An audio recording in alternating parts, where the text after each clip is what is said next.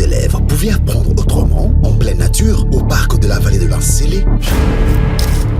Chaque visite scolaire devient une véritable aventure éducative. Safari découverte, jeux interactifs, leçons sur les développements durables. Entre émerveillement et apprentissage, vos élèves vivront des moments inoubliables.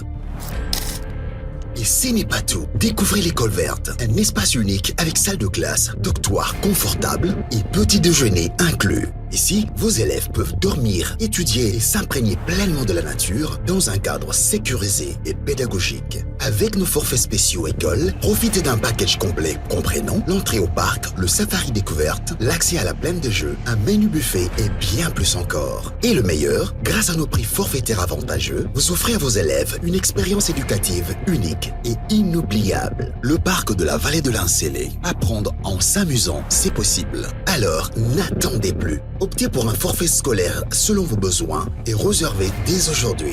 Téléphone plus 243 89 603 27 13 plus 243 81 389 13 77. Contact WhatsApp plus 277 934 025 41.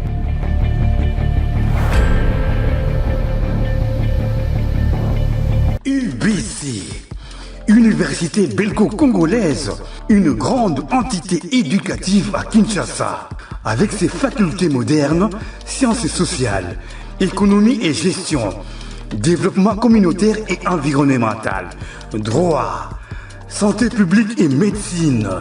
L'UBC décerne des diplômes reconnus mondialement. Ici, qualité et rigueur sont les maîtres mots.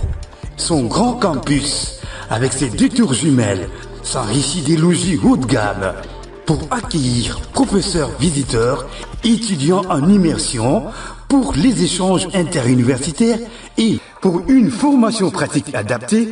UBC met à disposition une ferme agro-industrielle, une bibliothèque pluridisciplinaire, une salle d'informatique à la pointe du numérique, un cabinet d'assistance juridique, un hôpital doté d'un laboratoire d'analyse médicale, une télévision moderne et bien équipée. En partenariat avec des institutions internationales, l'UBC octroie des bourses à ses lauréats et assure le suivi du cursus du 3e cycle à l'étranger. Nous sommes sur Louosi, numéro 11 à 13, en face de Carrefour des Jeunes. Téléphone plus 243 816 000 634. UBC, une œuvre signée ambassadeur Mathieu Mobindi.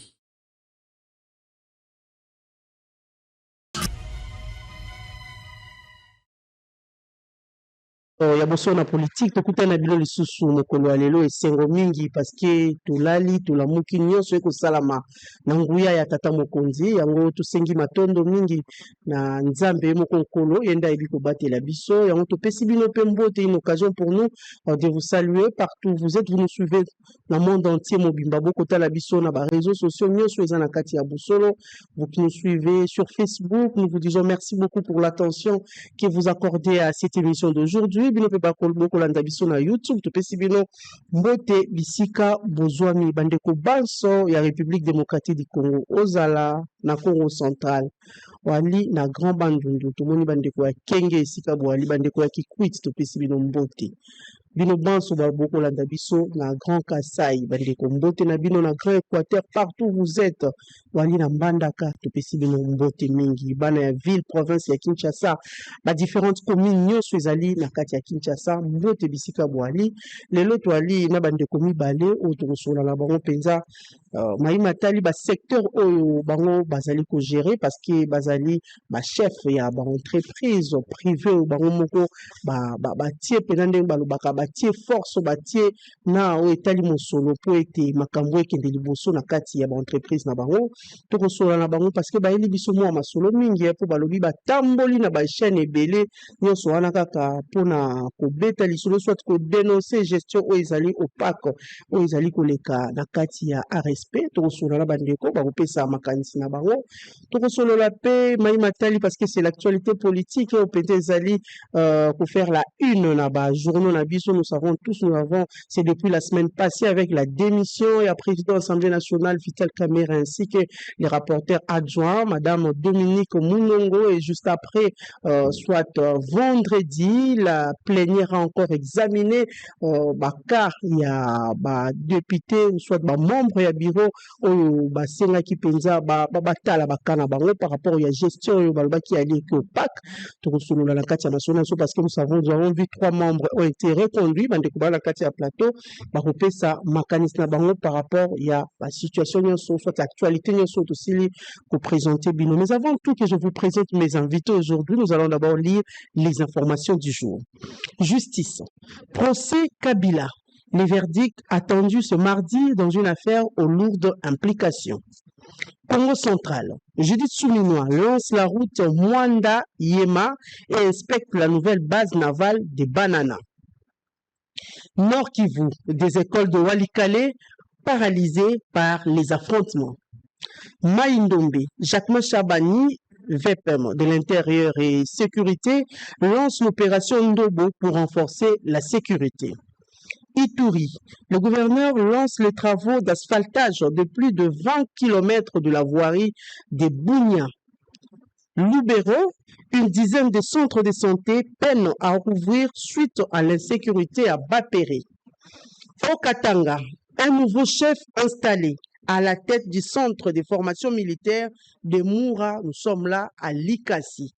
Et enfin, SNCC, près de 3700 agents éligibles à la retraite. Ça, c'est une communication du gouvernement congolais. Voilà ce que nous avons prévu pour vous comme information du jour. Comme je l'ai dit tantôt, Toali Nabandeko Mibale. Moto moto Ali Mokambi, soit numéro 1. Il y a entreprise et siko ya zali yangwana na kosila ko laksabino bandeko to kosola na bango pendant 1 heure de temps na kati ya plateau toali na mwana mboka Fabrice Mpia Bonyei azali président directeur général ou soit PDG de la société Dimercia Service. Bienvenue. Merci Mamelo tika na biscuit na ngai na pesa mbote na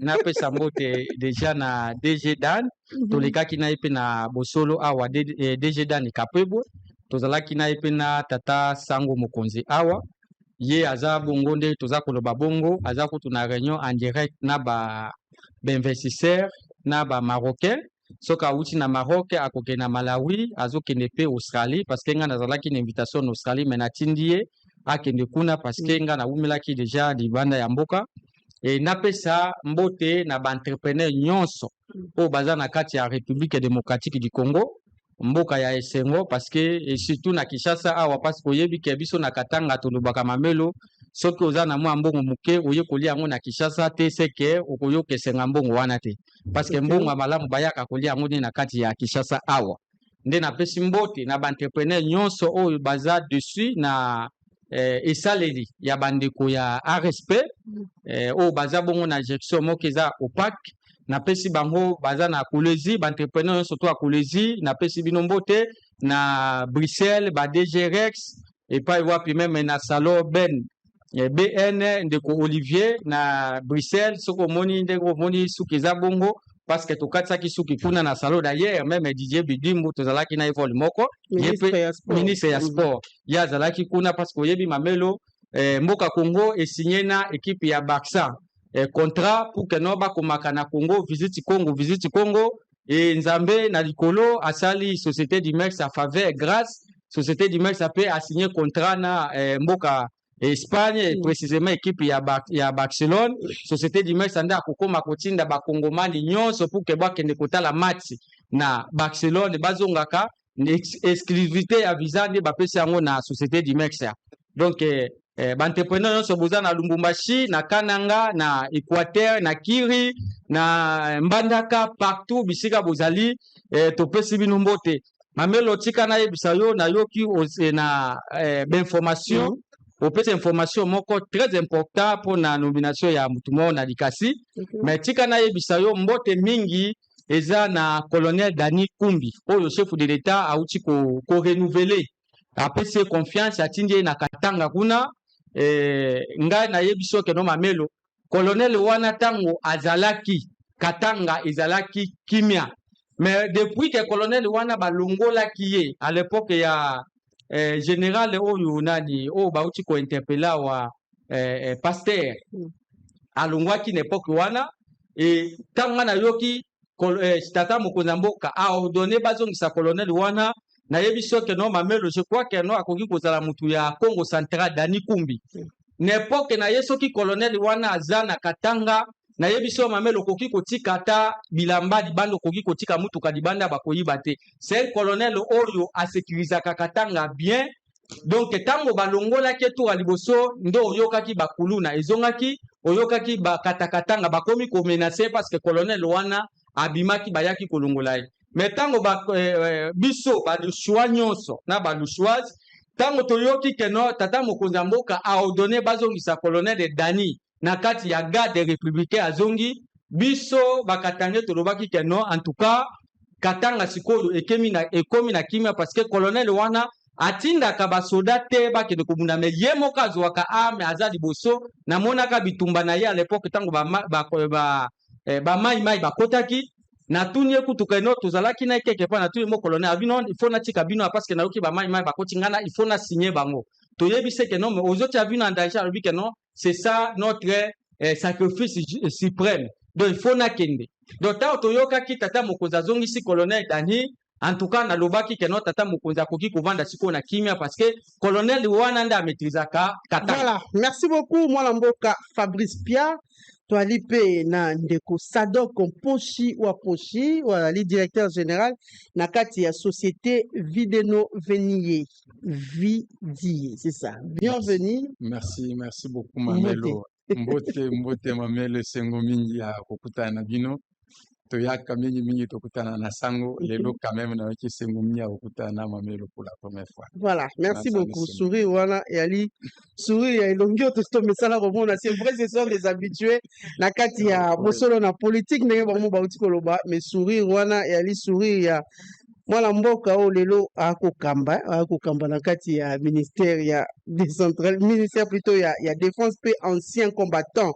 Voilà, nous allons parler des différentes questions surtout par rapport à l'actualité politique puisque les pays traversent une crise politique, la crise aussi est sécuritaire parce que Kino bitumba ebanda, il y a de cela 30 ans, makambo ya malunga e kusala mate, c'est vrai, diplomatie ali agissante, ndenge bandeko mususu bakolo babako accompagner chef de l'état, balobi tata mokonzi mboka akosala de sorte que bitumba oyo elonga mape na nzela ya bik na nzela ya diplomatie.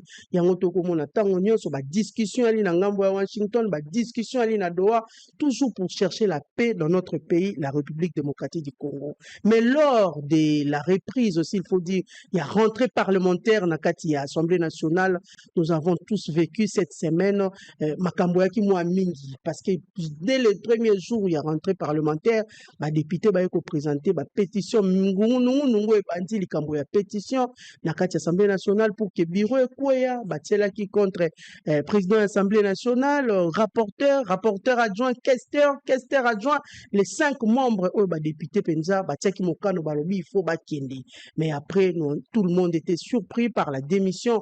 Il y a président de l'Assemblée nationale, Vital Kameros, a présenté démission et Longo, na rapporteur adjoint, Madame Dominique Mounongo Pena Bakei, Bazongi, député national, Longo comme membre, il y a bureau et Assemblée nationale et les 3 autres vendredi, après examen, après examen, il y a commission oyo et bandai ko gérer matali pétition bandai vraiment ko examiner yango to ko mona été 3 membres bazala qui reconduit à l'État, il y a rapporteur Njoli, il y a questeur adjoint soit madame Paulina madame neema oyo basili kozonga penza na ebonga na bango na kati ya bureau ya Assemblée nationale. Mais mitune ali ebele tokobandelongo na yo ndeko Fabrice.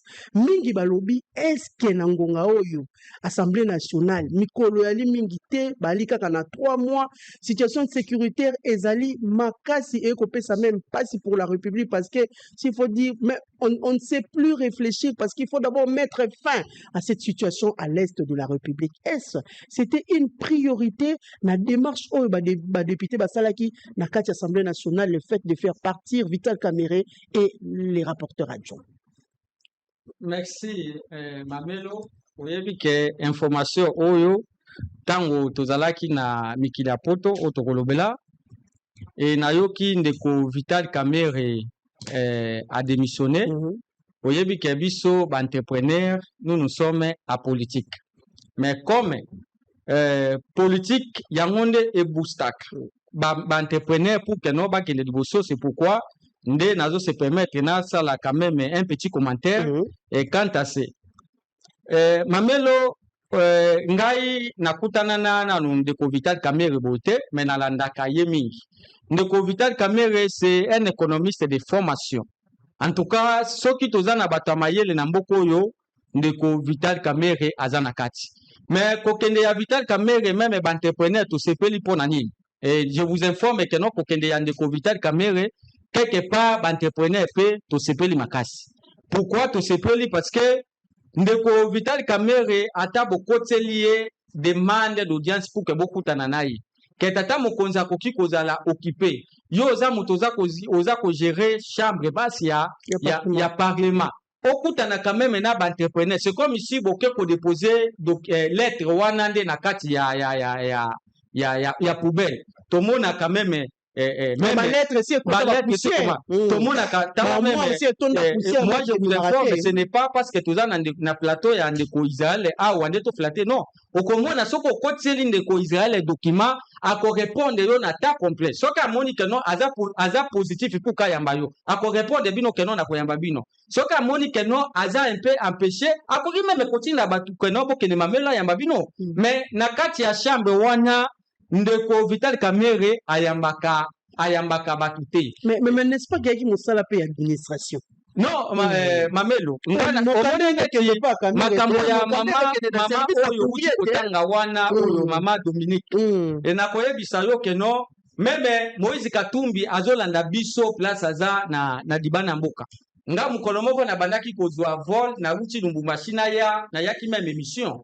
Moïse Katumbi a télémisaki ngai na aéroport ya zozwa jet privé na lobby yango terbe c'était un certain dimanche. Je crois qu'il année passée ou une année demi. Na kati aéroport Moïse Katumbi ye moko nga na vandaki tozomela ba secret tozozela CA asalela biso ambakema ye moko ye abenginga keno e bwana kuya tango nga na ye azalaki na batu na bazalaki na bambwa c'était un certain dimanche azokende pota zozwa jet privé na Luano ayebi singa lobi keno weye nalandaki yo na émission ya Bosolo ozana makila ya entrepreneuriat na epa na yo mais eloko eza koboma yo parce que bino bolingi ko soutenir politique ye bolingi ko soutenir batu ya Kinshasa bengaki yango régime ya Kinshasa mais à l'époque etant nga nazalaki en tant que gouverneur ya Katanga nakokaki ko soutenir yo nakokaki ko soutenir yo pour que non na pousser yo okende liboso mais soki omoni que non toujours pousser parce que ozobo ya ko s'engager beaucoup plus na makambo ya politique na lobby yango très bien azota ba caméra ya Bosolo Moïse Katumbi ayebisaki nga yango c'était une façon ya rubenga oko na partie ensemble ya rubenga nga na ko dans ensemble mais ayebisaki na bi que non yo moko okoki koza na idéologie mais tika na isoke batu nyonso parce que même maman uchi otanga na bazalaki groupe Mama Dominique oui na yebise batu ça na kati ensemble mais oui na yebisaki clairement parce que mamelo kobosana te ndeko Mozito oyo akomi bongo ministre ya budget nani oyo mama oyo ya MTC Bazaiba Moïse Katumbi ndeko ndeko Martin Fayulu la Muka à l'époque là ngai nakumbaki bango une fois ngai nazalaki na bola bango nyonso na sima parce que à l'époque ngai nakumbaki Martin Fayulu pour que na c'était je crois na ba 2018 tango toujours comme entrepreneur ou bien aux amis chauffeur non nazalaki comme chauffeur ngai batindaki nga na mutuka ya entreprise na yo non mutuka ya grande scène ngai à l'époque personnel ana boluka akufa mena ayebanaki na ndeko Martin Fayulu azaki na posa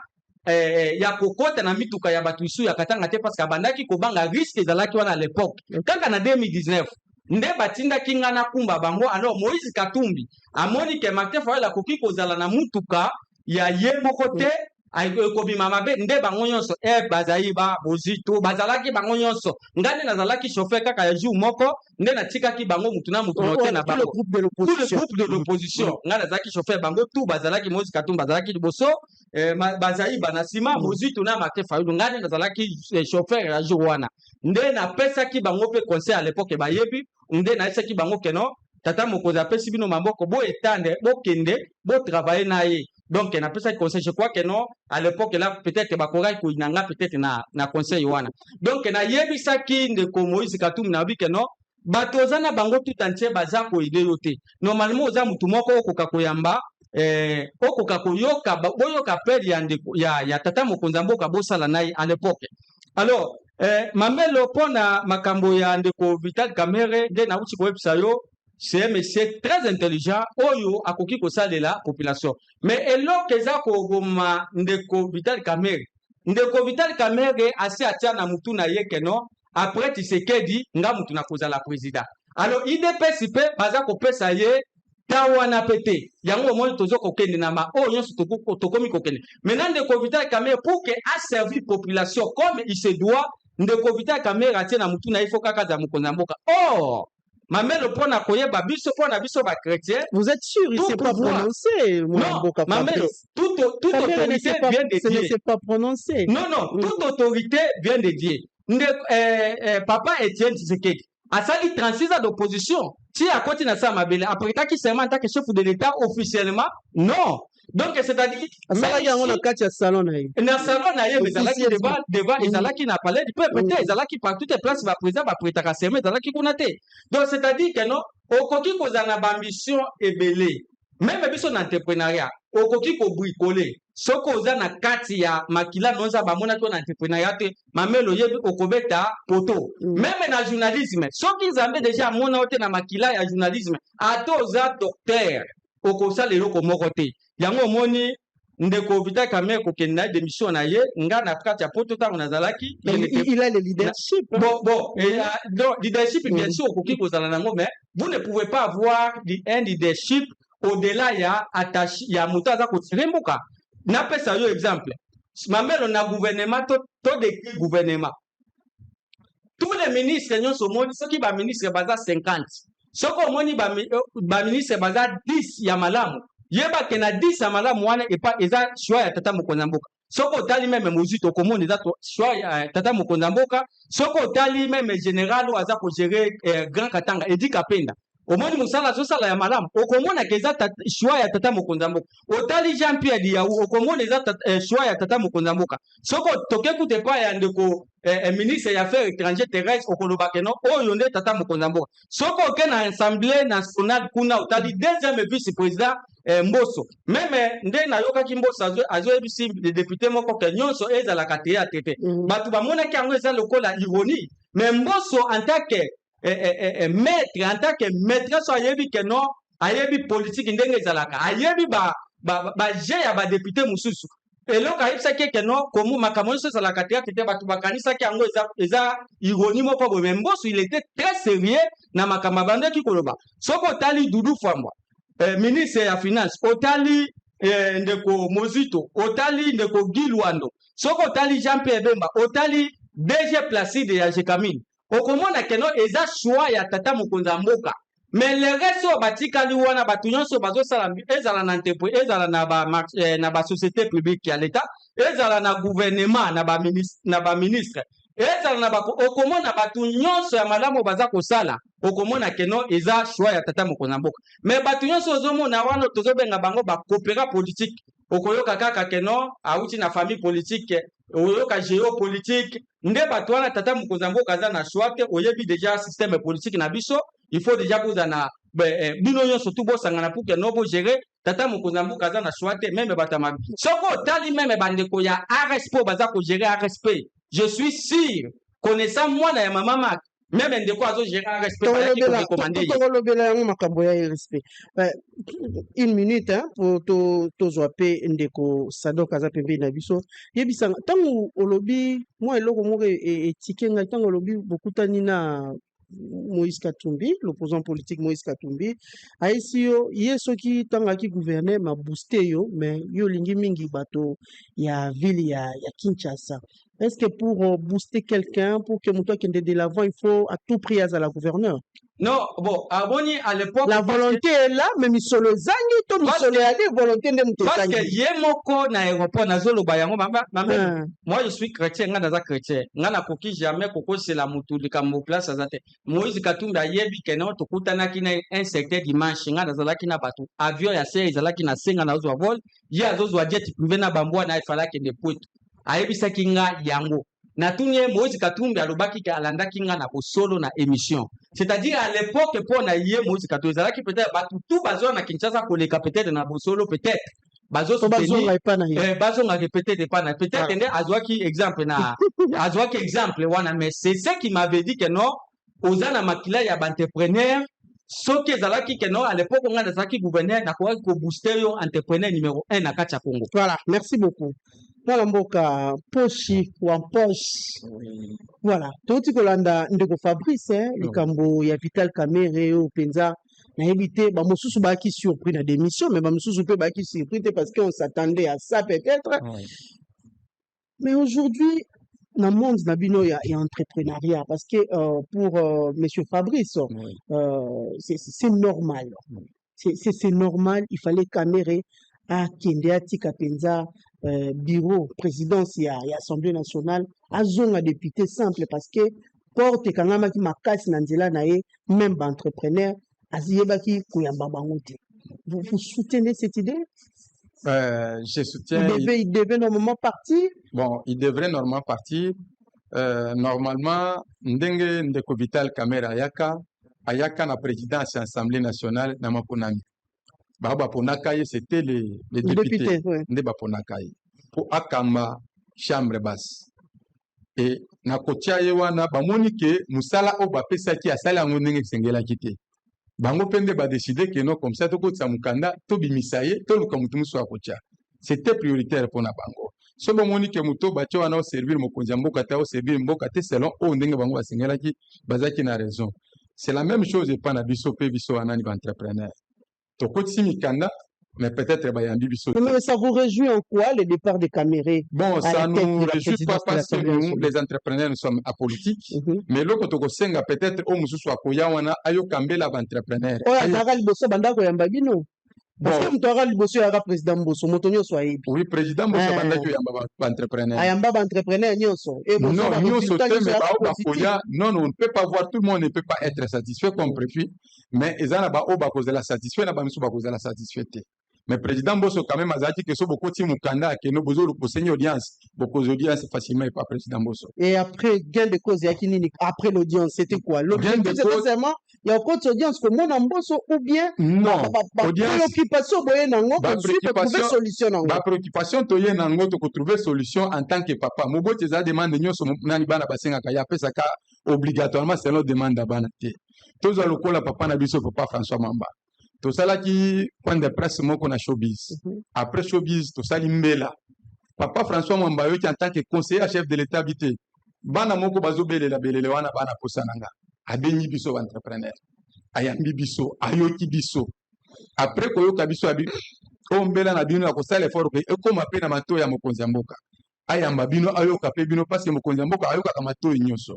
Kandinga ayamba ki ndeko Miguel, ayamba ki na numéro 1 ya nani ya fek toze la petu na biso pe mokonzi mboka pendenga sia oki bango pa koyoka pe biso parce que la promesse au conseiller apesa ki biso. Donc c'est la même chose aussi avec mokonzi nani ya chambre basse Vital Kamerhe à l'époque ndenga zalaki. Oyamba biso oyoka mbela na biso. Il a la possibilité de nous donner une réponse positive ou négative, mais en nous donnant certaines lignes de conduite, peut-être autocoki ko sala pour nous faire la vision entrepreneuriat et liboso parce que nous sommes les entrepreneurs à capitaux congolais. toza lokola baentrepreneur mosusu te baza na capital oyo bapesa étranger capital oyo bapesa pa bapaya ya batami na nsima na bango biso tozobundela makoki na biso en tant que bacongolais donc d'où ça fait combien de temps faire vous déposer document pas Cameroun to déposer document na primature ça fait 3 mois l'Assemblée nationale 3 mois primature et pas à madame Judith Soumi non l'Assemblée nationale tu déposes ça fait 3 mois tu déposes quand je crois au mois de juillet ou de juin. Et vous avez fait le suivi normalement nous avions des accusés de réception tout ça le suivi sans suite. Tant que zongi pour déposer document et pas ya président Vital Kamerhe c'est que document beaucoup de ça liboso et pas ya mwana mboka mboso kodia bon bi bozo ka résultat positif après mayemosu so eko bakama 5 ans après nde senga ki bokende lisusu oui et ko senga après 5 ans pour to kende pour ani to moni que gestion de comiguel oazo kamba ARSP ezo ke susu bien te vu que zo kende bien de tolibité comme ça to luka ba para na biso o ba ko sala à l'époque il y avait l'ancien ministre yanani ya petite et moyenne entreprise to kenda to kutana na yeto Singapour ayambaye aloba que ce monsieur là est ingérable azoloba que yaza na connaissance makasi et d'ailleurs en passant nous pouvons aussi remercier le tata Mokonzi Mboka l'excellent chef de l'État par rapport à la nomination à Zoni Selibiso Justin Kalumba na ministère yanani ya petite et moyenne entreprise. C'est comme ça aussi qu'on félicite aussi le ministre de l'Industrie Aimé Boji parce qu'on sait que n'arrivé na bango mutu a créé ARSP c'est Justin Kalumba yende mutu a créé ARSP vu qu'il est rentré encore à la commande de la chose on aura la possibilité il va donner encore de nouvelles orientations parce que c'est lui qui avait créé la chose ayebi ba orientation comment il peut booster les entrepreneurs congolais et surtout les entrepreneurs à capitaux congolais. Voilà, on dit tout à l'heure que moi Mboka François Mwamba asila ko yamba bino après point de presse au Bosila Kosala na showbiz pour dénoncer gestion opaque pe système ya recommandation ezali koleka na kati ya ARSP entreprise en respect o kambami pa ya moi Mboka Miguel Kachal Katem mais où en êtes-vous avec les démarches aujourd'hui? Non, les démarches jusque-là, toujours là. Ndenge papa la kakibiso. Bino be boaka na stand-by. Non, il a. Pas caméra ndé ya kingambo. Non, et pas caméra za kingambo te parce que caméra ya makibiso te. Jusque-là, na ndenge vitala ke atikala ko ya biso. Siko bayambi bino, bwana niveau nini? Toi na niveau c'est la réponse style là. Toi la réponse style là parce que après ça qui biso ba déjà nganga boni depuis que boko c'est la réponse. C'était le 8 bayamba kabiso na le 8 août. Oui, août. Oui. Nous sommes au mois de septembre, c'est déjà la fin de septembre. Oui, c'est déjà la fin de septembre, mais agenda tata Mokonzi Mboka so ba liba annoncer bino ba expliquer pénalité il peut à trouver utilité soit ya koyamba biso ou bien à continuer biso correspondance ya ko répondre na ba plainte na biso ezaka pe facilité. Tata Mokonzi Mboka na makambo nyonso zoleka na bitumba aza pe na kimia te. Tokoki koloba te que non ba répondre biso te parce que jusque là totalisé jusqu'à peu près 1 mois et demi environ 2 mois c'est toko ça d'ici là parce que depuis le 8 au bayamba biso par 2 fois ba pesa biso ba directive il fallait tolanda ngo tozonga so pas conseiller à chef de l'État to pesa yango même c'est tozela yango tozela tokotala peut-être à côté un agenda chef de l'État ce qui a koyamba biso là vous êtes patient soit koyamba biso en face c'est mieux tozala tokuta ba hôtel nous sommes plus de 250 entrepreneurs kotozana ni na province kana kati ya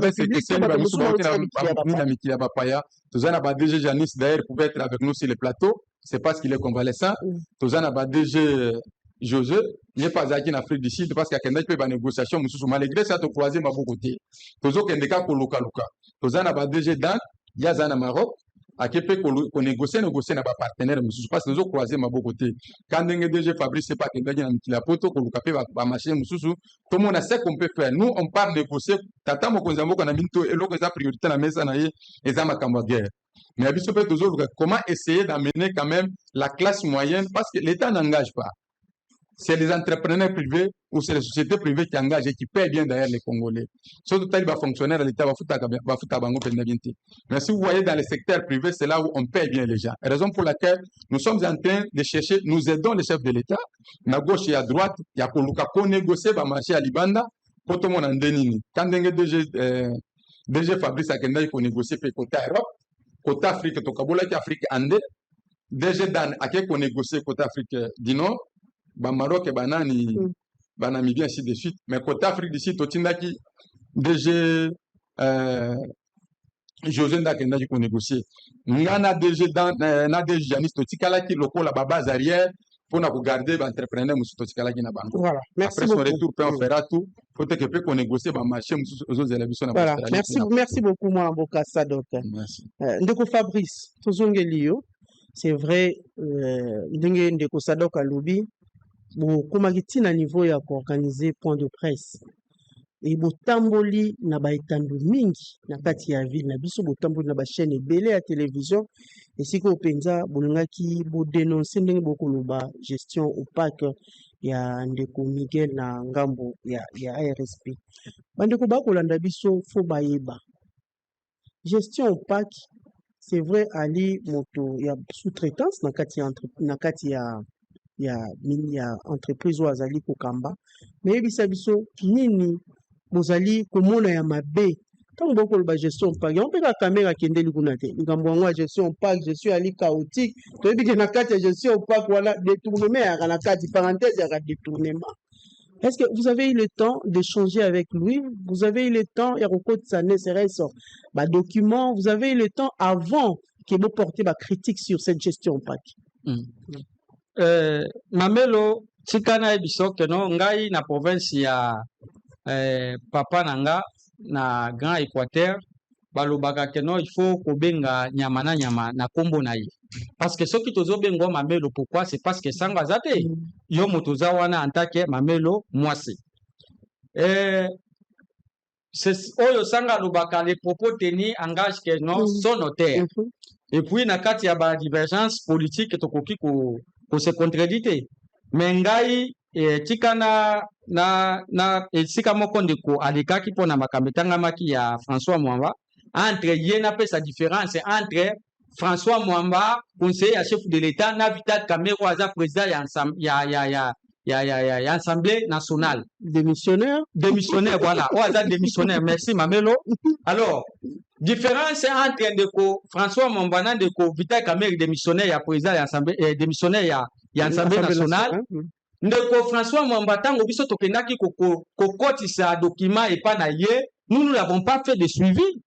Ndeko François Mwamba dès lors boke kokotisa document que nous avons l'honneur ya ko saisir bino 250 entrepreneurs toza na posa okutana biso parce que tolekaki na bosolo tolekaki na tokomi wapi toleki na canal presse mais tomoni na appel te toza na posa o yamba biso parce que batindi biso et pas na yo bureau na yo mamelo ezwaki 48 heures te. Ndeko François Mwamba a répondu par écrit. Okay. Il répond, il dit que non, j'ai l'honneur des entrepreneurs en tant que le conseiller du chef de l'État par rapport à agenda nanga, ta nanga disponibilité nanga, je vous reçois tel jour. Tozwaki bavion, nga nazaki na Lumbwashi Azalaki, bandeko mususu bazalaki awa. François Mwamba ayambaki biso, nous n'avons pas fait de suivi. Nazwa loko la DG à Jekamine Placide. Ba DG belé ba leka na Jekamine. Kuna babenga kango soko kotisi lettre et kozala ba lettre morte. Mais DG Placide soko kotisi lettre, le DG Placide oui il vous répond.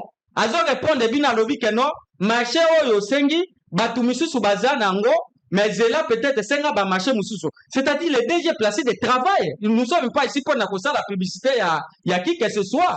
Mais ndeko Vital Kamere, yango na peso exemple kaka ya conseiller ya chef de l'État François Mwamba, bokomeli à répondre. DG Placide Nkala ya Jekamine. Vous l'écrivez, il répond par rapport au yaba DG au baleka, bokomeli bango ba répondaka te. Mais Placide de travail bien que il a le collaborateur qui bloque travail na ye pour que non après ça ba congolais ba marché te. Mais ndeko Vital Kamere tokomela qui est ça fait 2 mois.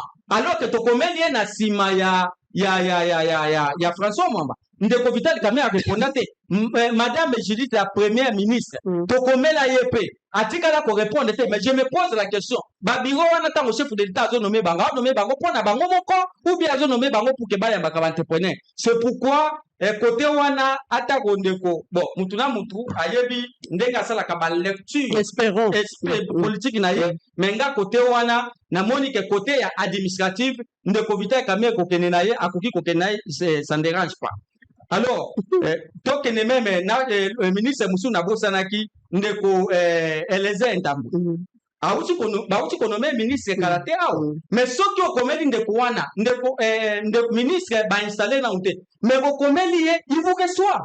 Pourquoi il reçoit? Parce qu'il dit que tata mokonzamboka nommé wana pour kasa la musala a recevoir batu ayoka batante ya banse kombata na population baza ko contribuer. Est-ce que tango bango bazo yamba batute baza pe na ba famille bakoki ko yamba te o bakoki ko favoriser mais pourquoi bazo sala musala moko équitable? Donc makambo ya ndeko ya makambo ya Vital Kamerhe kokene na ye. En tout cas, Mamelo, il faut entrepreneur que c'est payé, oui. Pour ndeko Sataka boya kwa vitesse juité. Non, nazwa makambo ya ndeko ya Miguel. Pourquoi toza koloba gestion ya ndeko ya bandeko ya respect oyo baza oza kokangamana à la tête comme de DG Miguel. Pourquoi tolobi gestion moko opak?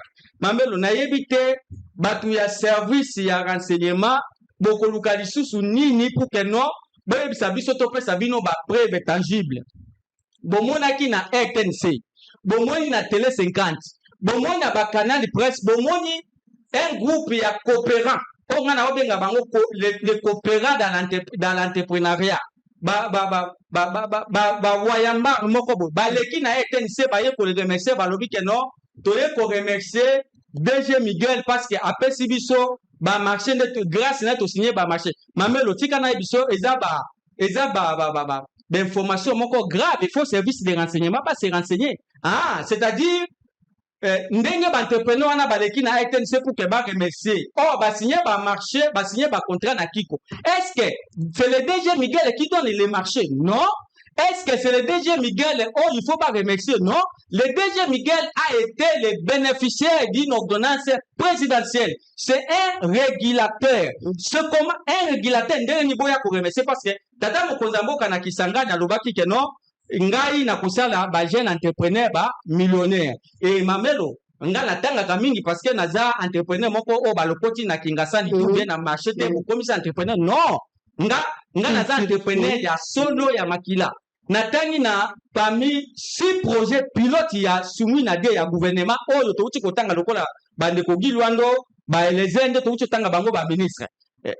Na moni que non parmi les 6 projets pilotes, 3e projet, j'ai dit madame la première ministre, ça le entrepreneuriat. C'est-à-dire, tata mokonzamboka souci na ezali kuna na kati ya entrepreneuriat. C'est-à-dire, moutako exécuter projet wana normalement ya entrepreneuriat, exemple de Miguel, parce que yena zui ordonnance présidentielle. Mais tala lelo oyo, batu baleki na ba TV balobi ke toye ko remercier de Miguel a pesi biso ba marché. Non, mais c'est oyo kakeza bere moko grave, il faut service c'est saisir. Vous fonctionnez comment? Vous fonctionnez comment na ba entrepreneur? Vous êtes en synergie, vous en ba groupe? Non, c'est oyo ki bandeko wana balobi bo autrement dit indirectement balobi toye ko remercier de Miguel ndenga recommandaki biso. Bazui verbe recommander babombi verbe wana balobi ke no toye ko remercier ndeko grâce à ndeko Miguel to signer ba contrat babombi verbe recommander ba tiango na sena bango babombi yango. Ndeko Miguel akoki kopesa mutu marché te ndeko Miguel aza batu ya respect baza ba régulateur, c'est-à-dire société parce que ba remercier qui pour na société Kiko tala kuna balobi plus de 23 sociétés ne signé marché et signé contrat na Kiko. Mais mamelo nga national kabandeko ya Kiko bazo kanga national kakuna presque chaque semaine atinda kaba service à Dimex abakenda kakuna pona kokende koluka ba marché mokukuta yango te. J'étais surpris na mona l'homme de la République motoyo atondisa ba pakade ba photo partout na Congo na République ba komi ko confondre na chef de l'État ba ye ko remercier mais eza système moko vraiment grave. Eza gestion moko yango tozolobela opaque na la kisoko ma bazwaka marché na société tozwaka marché na société moko x y soki o répondre na ba critères tout oyo société wana eyebisi bino sans ce moment wana ba bengi bino na ba critères nyonso tout bo répondre mais toza komituna soki ndeko mamelo tika na biso ke tango na yoka ki ndeko tango na yoka ki tata mokonzamboka ayambi ndeko Miguel na DG ya FEC mamelo na yoka ki na kati ya espoir na za hôtel na lia kité na mela kité na sala ki jeûne et prière na yoka ki c'est comme si tata mokonzamboka pe aye ko bakisa biso ndre mbeli na kati ya pota pourquoi telobi tata mokonzi ali kobakisa biso mbele biso tozozela tolakisa tata mokonzi ya mboka keno ndeko oyo nome na kati ya RSP bazosala mosala malamu te mais boni tata mokonzi ya mboka akokontinue toujours koyamba ndeko wana parce que ndeko wana atiesi bamarché ye moko na kati eza système ya ndenge soki ayoki mamelo alance offre de service ye abengi mamelo alobi keno nazotindela société fulani pesa bango bamarché wana mais mamelo akoyeba keno moto aza kogere RSP eza bato boye lokola babengi nga soki akoki kopesa 10 société akoki kopesa 7 6 ye mpe akotisi bandeko ne bachinois akotisi balibane bakomi mpe kosala misala yango toza koloba keno gestion moko kopaka tokende kozwa neti ndenge balobaki keno apesi bandeko baye koremercier mais normalement mutu il faut remercier tata mokonzi ya mboka parce que c'est la vision du chef de l'État que ce monsieur est en train d'exécuter le DG en train d'exécuter mais boni kokende koremercier ye c'est-à-dire eza na gestion moko opaka bon biso toye komona keno bon soki tata mokonzi ya mboka baza koyebisa na bato ya RSP maloba mosusu société ya ndeko Sadok Vilbeo wende chetanga Aurore kini wane Joro ba société nyonso toza nango groupe toza na conflit entre biso na ndeko ya RSP soki ndeko ya RSP tata mokonzi aza koyamba ye c'est-à-dire ndeko wana azoyebisa biso ndenge azofinga biso keno les aventuriers ngai tata mokonzi ya mboka tobenganaka nai c'est-à-dire biso bato tata mokonzi ya mboka promete biso tozala bamillionnaire donc ngai société du mex napesaka bakongolais misala tata mokonzi ya mboka ayambaka ndeko miguel pour que ndeko miguel ayaka kofinga biso baaventurier bon soki tata mokonzi parce que loin de moi pense ya RSP mamelo je me sens très à l'aise très heureux encore à 100% d'être le DG de Dimex en service holding. Quand on me reçoit à l'étranger, nous te tout à l'heure, je me sens à l'aise à la DG à Dimex. Loin de moi, il y a un vieux poste à Ndeko Miguel. Mais ce qui tata mokonzambo ka Monique Miguel, azo sala bien. Mais tata mokonzambo ka abenga Miguel. Avant ici biso na ye, toye bisa Miguel aye Ndeko wana ya RSP aye bisa biso que non voilà. Soki bolingi bozo a marché. Tala ndenga na tie ba critère ya ko recommander bino na société bon répondre na respect na critère bo après na recommander bino to ko ya ko se soumettre biso tozoye ba te quels sont les critères on de ko bande ko ya respect par exemple est-ce que vous avez eu le temps déjà ya ko échanger ya ko discuter ensemble na ba de ko oui to le ki na kati ya bosolo to le ki na ba te benyo sonde ko wana commission ils ne vous ont jamais contacté non a commission biso to komi benemi na ye nous ne sommes pas ses ennemis soka bengi bisa lobi ke non ndeko Sadoka ndeko Janice ndeko Fabrice ndeko Dani ndeko Josué abengi ke non ndeko Joël ndeko Arnold Kingani tala pour que bozo a marché na société par exemple kiko tala ngai RSP na tie ba condition boyego toko se soumettre mais to yo kaka kaona ba tutele ba signaki ba coopérant ba société moko ya zo sala ba to mutindo wa voilà merci beaucoup Fabrice Sadok tango toko ka mona Fabrice a ko belela boyi na le fait que RSP a ko kanga ba porte alingi même pas koyoka bino si quoi tikala représenter bino ba condition te n'est-ce pas que ezali ko quand il s'appelle bobangi na bandeko mosusu peut-être bani baye na secteur ya entrepreneuriat mais comme il banko banga surtout bandeko bazali à l'étranger bani baye vraiment pour investir na kati ya mboka na biso ba kongolo bali na étranger bali baye ko investir n'est-ce pas que moi bobangi te pona bango pe ya mibale na yeba ndeko lobi groupe mosusu eleki na RTNC elobi makambo mosusu ekeye à l'encontre ya oyo bino bozali kosenga Miguel Kachala sala bo fonctionnaka en ordre dispersé ba entrepreneur bozaka na moi nde baninga mosusu baka moi groupe moi club ou soit bo fonctionnaka na synergie ya bino ya la kaka bato na selo ba na yebite ba amitié selo ba partenance mosusu peut-être nde sali ke kutanisi bino bo kaboni na ba groupe skill. Merci beaucoup Mamelo na mutuna na mituna na bino mibale kobangisa ezo pesa na bandeko ebele par rapport à la passation de marché ou l'obtention de marché et pas d'entrepreneurs congolais que nous sommes à capitaux congolais. Mokonzi ya mboka lera bela ki batutu bazaki libanda mboka ke boya na kosala bino ba millionnaire bandeko ebele ba utaki na libanda mboka baye na ba entreprise na bango baye na Congo mais ils ont vraiment été déçus na déception na misusu bazonga bamusu batikala awa bao toza na bango entre autres ba DG Janis na ba DG dans baze belé to wakutanga ka bango nyoso te na plateau malgré que on peut répéter quelques noms toza na ba DG Kiki ba DG Jimmy baze belé ezopesa kobanga pona bandeko wana bazonga. Pourquoi? Parce que condition à passation de marché ya maman na biso o respect azo respecter yango te. A créé moi club na ye oyo a ebisa entre autres deux jours que les gâteaux est grand, il faut se partager. C'est-à-dire pour gagner marché na respect, il faut o les canandelan de Miguel au PC 50% ya bozuna yo. C'est-à-dire quand tu gagnes un marché, tu dois lui donner sa commission de 50%. Soko boy ou gagner marché.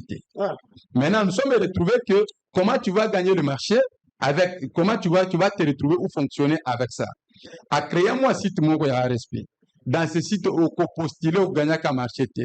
Et l'entreprise qui doit lancer l'offre et copier ça bas critères. Nous avons besoin de la société par exemple les nganda ko ça la boy après c'est bas critères na pas critères na ye. Yo telle entreprise na yo oui moi je réponds à ces critères au postuler.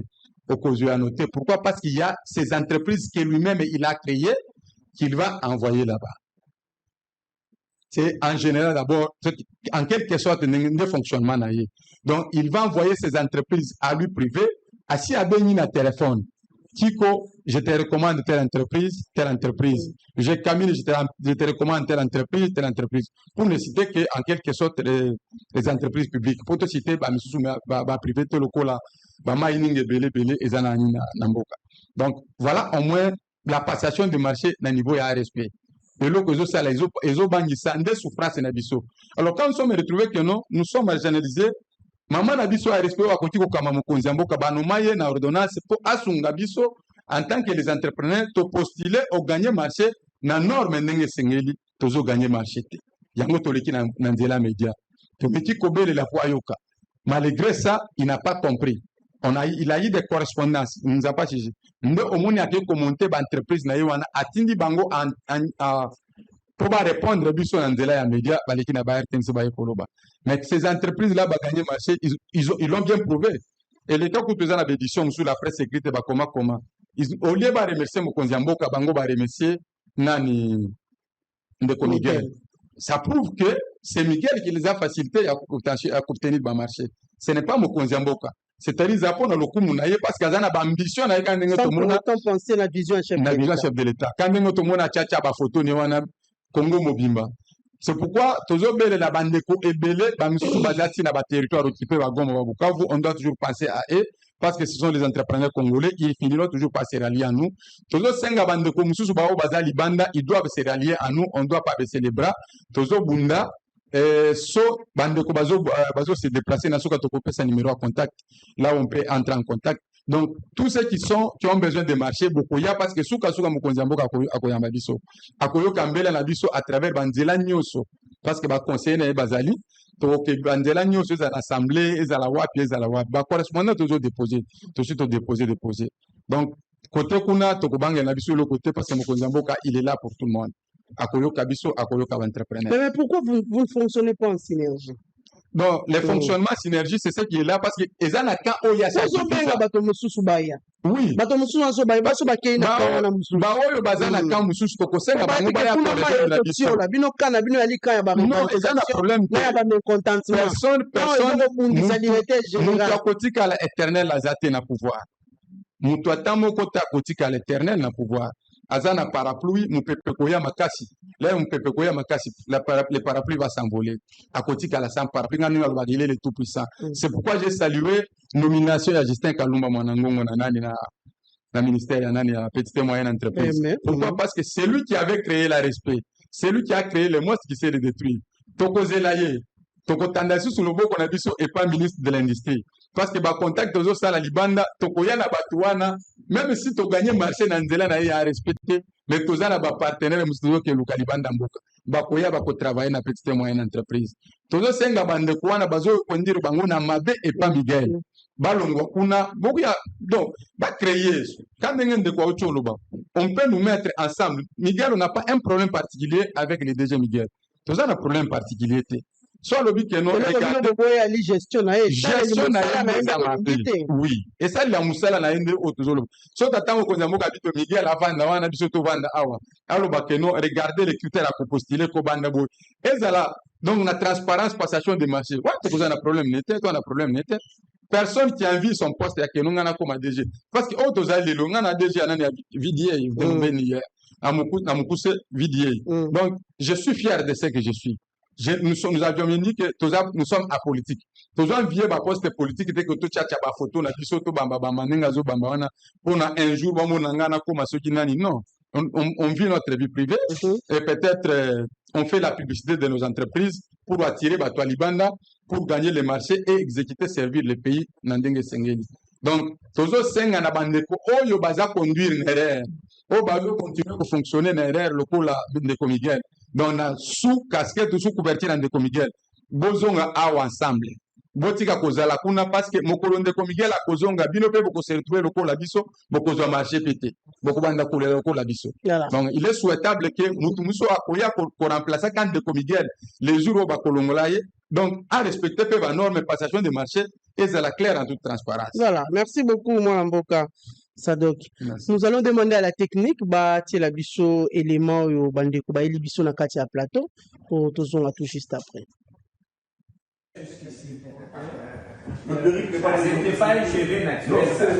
Fabrice Bonié-Impia, un visionnaire au cœur de l'Europe pour l'avenir de la RDC.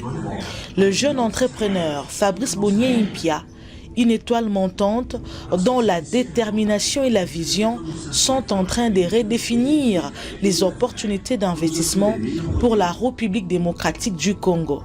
Récemment, son parcours l'a mené au cœur de l'Europe, où il a brillamment représenté l'ingéniosité congolaise et les potentiels inexploités de son pays auprès des géants de l'agro-industrie. Ces rencontres stratégiques avec des entreprises de renom telles que Adelis Pavo et Bonaria, leaders dans la production des volailles et des porcs, ainsi que Ferrer, un acteur majeur du secteur halieutique, sont autant de témoignages de son engagement.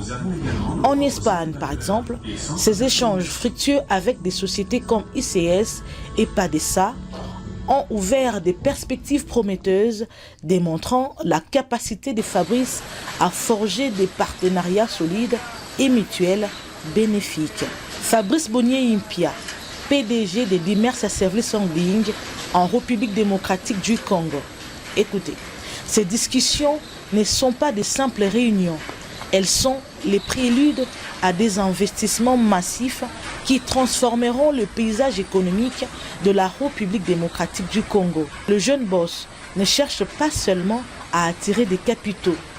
Il aspire à créer un écosystème où ces investissements soutiendront également d'autres partenaires congolais en quête de financement. Fabrice Mpia incarne l'esprit d'entreprise et la résilience, prouvant que le talent congolais a sa place sur la scène internationale. Son travail acharné et sa persévérance sont une source d'inspiration et nous attendons avec impatience les retombées de ces initiatives audacieuses pour la RDC. Écoutez, il est au sommet de l'influence, porteur d'espoir pour la RDC. L'ascension fulgurante de Fabrice Mpia, jeune entrepreneur visionnaire, atteint de nouveaux sommets, les plaçant au cœur des cercles d'influence mondiaux. Sa récente incursion dans les hauts lieux de discussion européens n'est pas passée inaperçue, marquant des étapes cruciales pour l'avenir économique de son pays. Bien au-delà de rencontres avec les géants de l'agro-industrie comme Adelis Pavo, Bonaria, Ferrer, ICS et PADESA, Fabrice a su naviguer avec aisance d'ailleurs dans des environnements où se dessinent les grandes lignes de l'économie mondiale. Ces discussions au prestigieux restaurant Pitch and Put, un lieu de prédilection pour les milliardaires et les décideurs internationaux, témoignent de sa capacité à capter l'attention des investisseurs les plus influents. Ces échanges privilégiés sont autant des ponts jetés vers des partenariats stratégiques et des investissements substantiels pour la RDC. Il est ici question de rendre fière la jeunesse congolaise au travers ses actions. Le jeune leader a donc compris la vision du chef de l'État, Félix Antoine Tshilombo Tshisekedi, et veut à tout prix les matérialiser. Mais l'influence de Fabrice ne s'arrête pas là.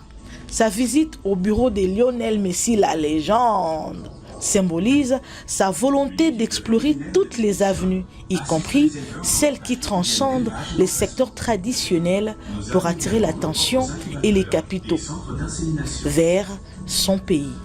C'est une démarche audacieuse qui illustre sa détermination à mobiliser des ressources et des soutiens à l'échelle planétaire. L'objectif de Fabrice Mpiya-Boniei reste inchangé.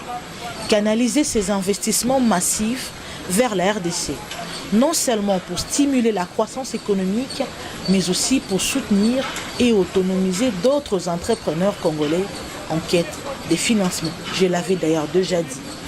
Il incarne l'ambition du...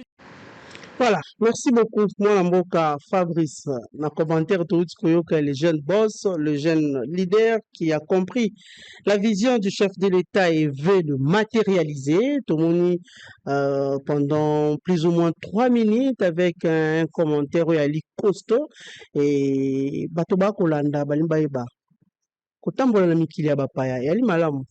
Na commentaire journaliste alobi otamboli na mwa mikili mingi ya bi 6 pays mobimba aussi liko visiter. Mais impact na yango na kati ya mboka la biso République démocratique du Congo ya linini. Tomoni yo liboso wana na machine eko tambwisa soso. Ah biso soso talo na minute opolia soso $5. Merci Mamelo. Omoni ke misala il faut eloba ebele ke maloba. Donc oyo touti kolanda na yo wana eza bongo na uti kotambola na ba pays ebele na espace Schengen tozalaki bongo na avocat ya société d'Imex o na kati ya Kinshasa Joseph Kajogulu Mushia. Alors tokendaki na Italie tozalaki na Espagne parce que Espagne nde ezalaki base na biso nde place ezalaki tozalaki na France tozalaki na Belgique na Bruxelles na Anvers tokendaki na Italie tozalaki na Allemagne tozalaki na Hollande totamboli presque bamboka ebele mamelo nakendaki kosala ndeko musala oyo ndeko Miguel ya RSP akokaki kosala mais asali yango te ngai nakei kosalela ye yango pona kolakisa ye keno gestion na bino ya opake na kati ya mboka Congo il faut bobimaka libanda pona kobenga d'investisseur baya kosunga ba jeune entrepreneur congolais na misolo na bango. Alors mamelo tika na yebisa yo ke ba izini uti komona wana ndo monaki meme papa wana na o azalaki wana eza mwana mwasi Maria aza bongo mwana ya milliardaire Pierre tozalaki na bango na kati ya société Padesa na société Ferreira tozalaki na Adelis tozalaki na société Bonaria baza na ba société moko industrielle ya minene bango baza uniquement pona ko fabriquer basoso kosala basoso donc baza na ba ferme na bango et biloko nyonso moni ezoleka wana eza na biloko ya première qualité. Pourquoi nakendaki komona bango na ezalaki na quelques objectifs suivants.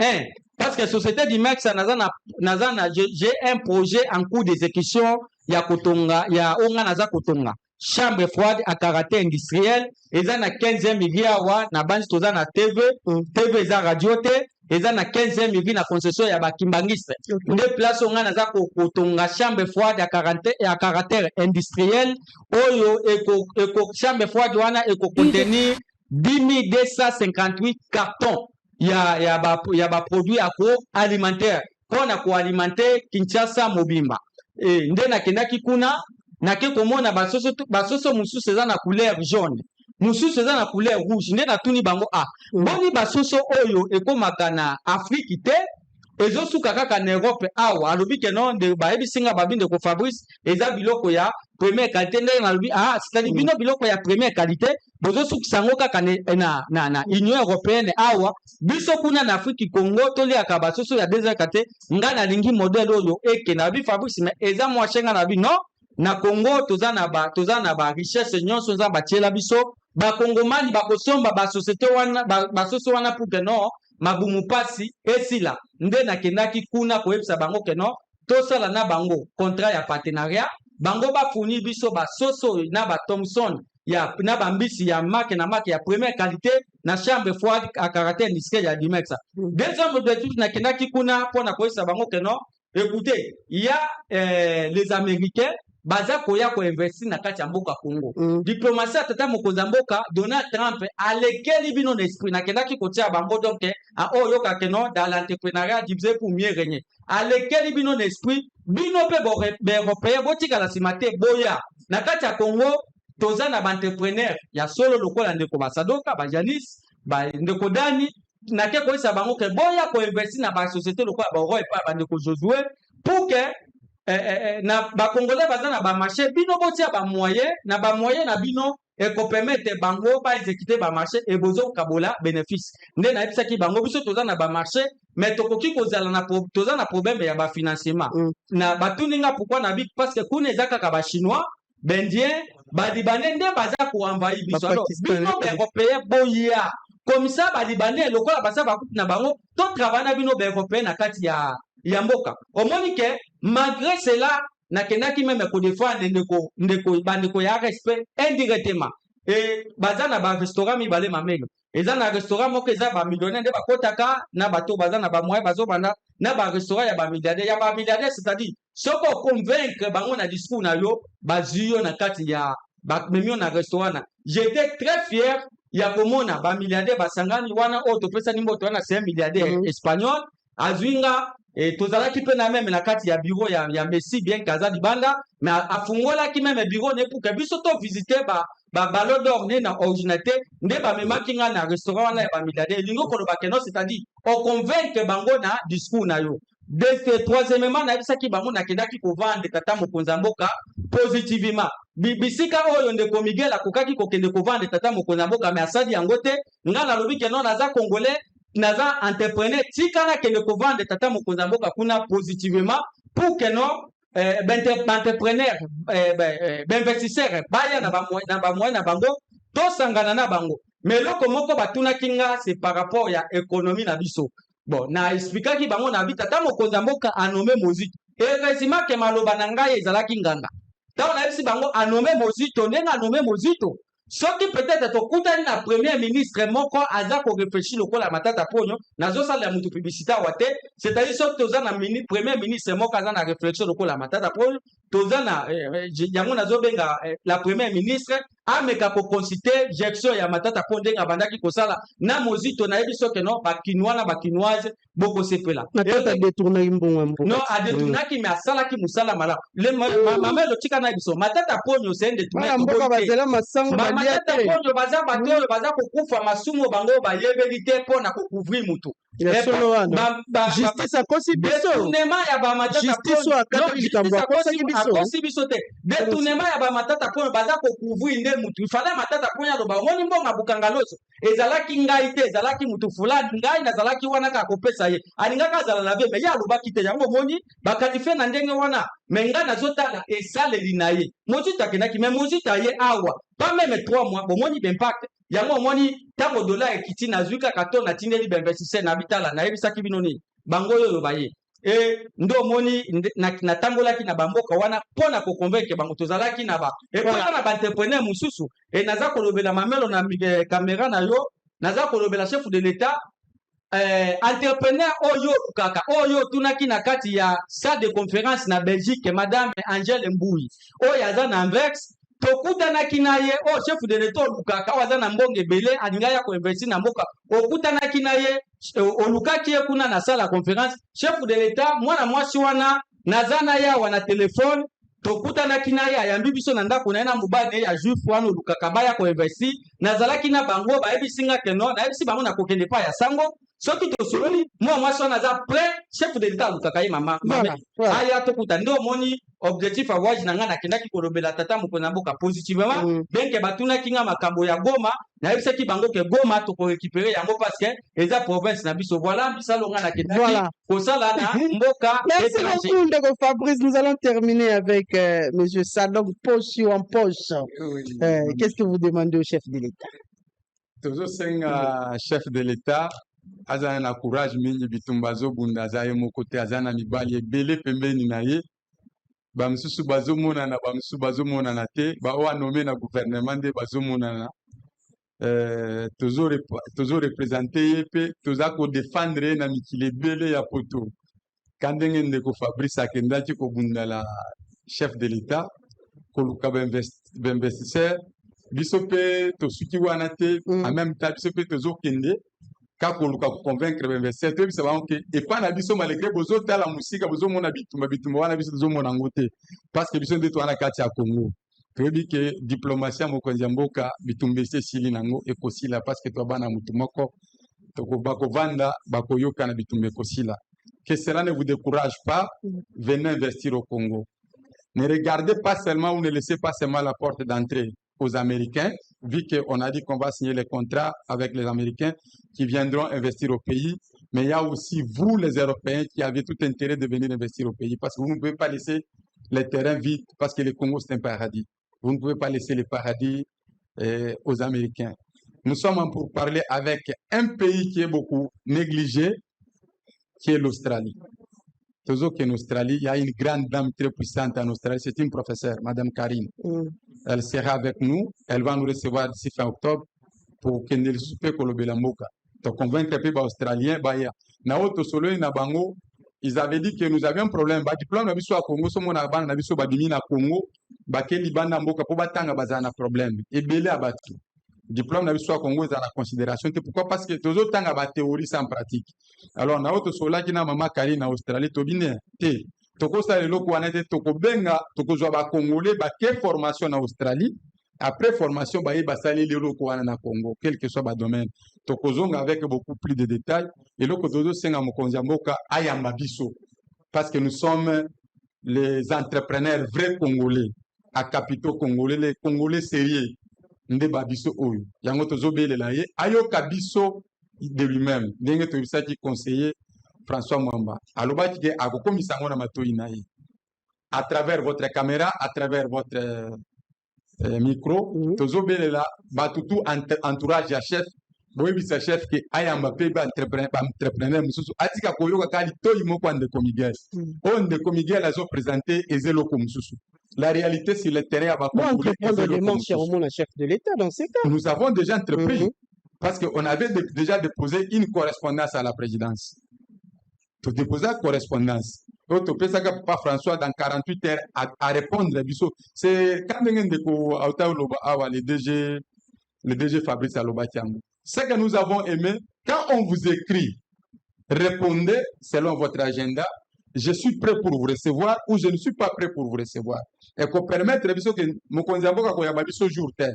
Là nous sommes fixés. Tobi que l'agenda du chef de l'État est tellement surchargé, mais à côté ko accorder biso une demi-journée ou quelque temps quand ndenge bosolo yambi biso bo. Tozi bosolo journée molimbate. Mokonzi mboka pe à côté ko permettre ko yamba biso. Biso que ko luka ba poste te pa mokonzi mboka. Tozo que luka pouvoir te pa mokonzi mboka ou bien ko senga mbongo te. Mais tozana bat o ba côté ko mema mbongo na Congo. Tozana bato o bakoki koya na bisala na Congo taux de chômage esila na musala nalandaki ndeko moko politicien asalaki tweet moko alobi ke na Congo awa ba jeune tout même s'il a parlé et loko alobeli Congo meza Congo te ke ba jeune nyonso na Congo etikali musala kaso aza wewa te aza mokumbi moto te aza nani bafandeli kobeta kanani winner biloko bongo c'est qu'il a parlé.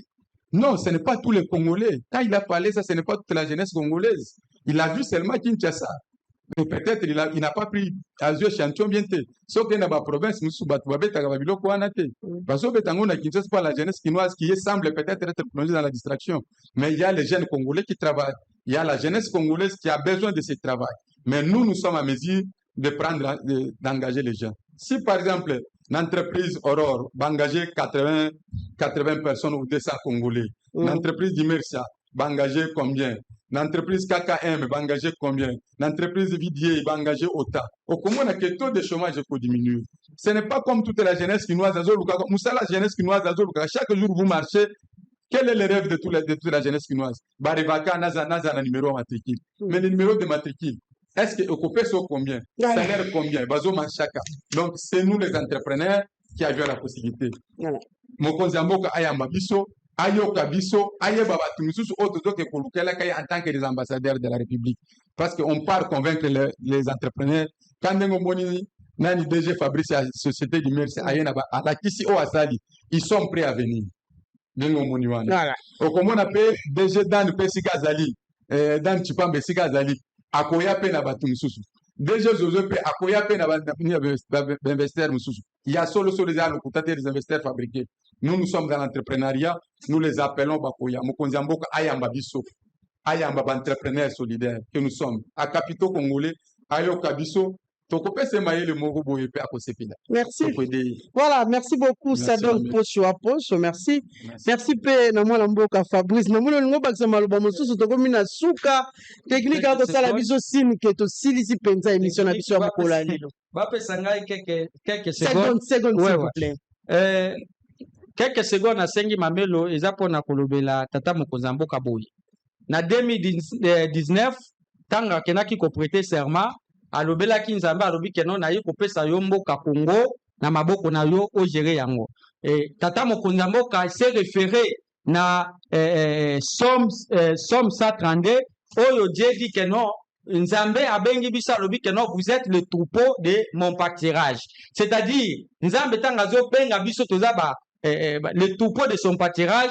Tata Mokonzi Mboka ayeba keno ba entrepreneur nous sommes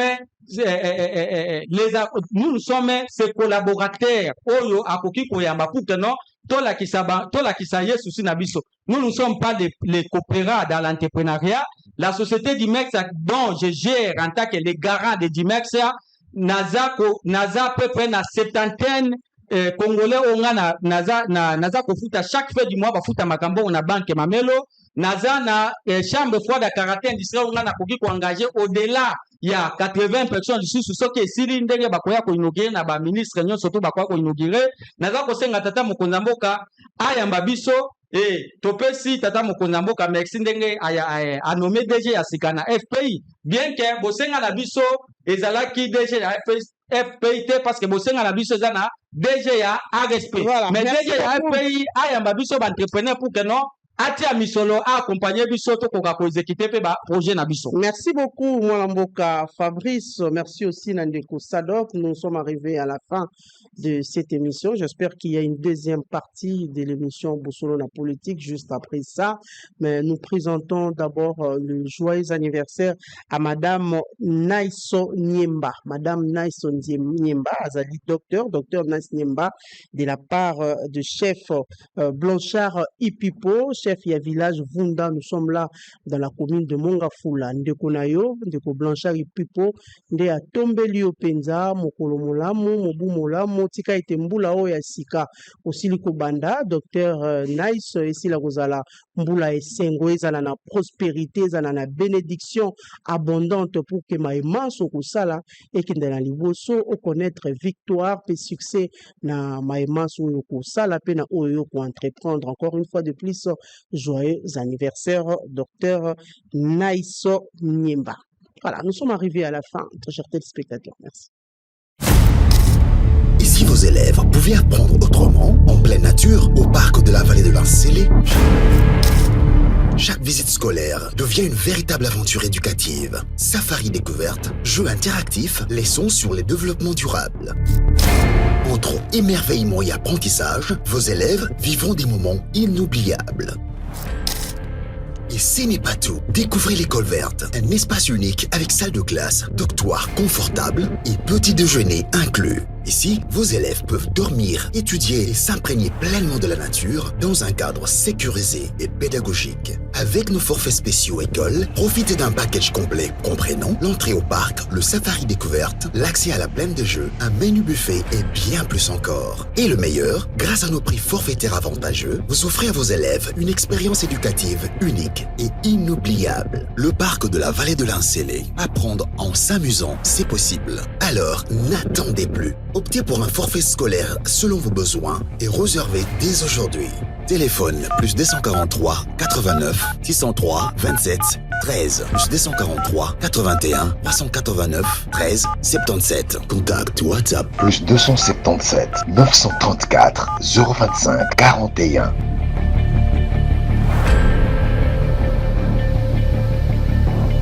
UBC, Université belgo-congolaise, une grande entité éducative à Kinshasa, avec ses facultés modernes, sciences sociales, économie et gestion, développement communautaire et environnemental, droit, santé publique et médecine. L'UBC décerne des diplômes reconnus mondialement. Ici, qualité et rigueur sont les maîtres mots. Son grand campus, avec ses 2 tours jumelles, s'enrichit des logis haut de gamme pour accueillir professeurs visiteurs, étudiants en immersion, pour les échanges interuniversitaires et pour une formation pratique adaptée. UBC met à disposition une ferme agro-industrielle, une bibliothèque pluridisciplinaire, une salle d'informatique à la pointe du numérique, un cabinet d'assistance juridique, un hôpital doté d'un laboratoire d'analyse médicale, une télévision moderne et bien équipée. En partenariat avec des institutions internationales, l'UBC octroie des bourses à ses lauréats et assure le suivi du cursus du 3e cycle à l'étranger.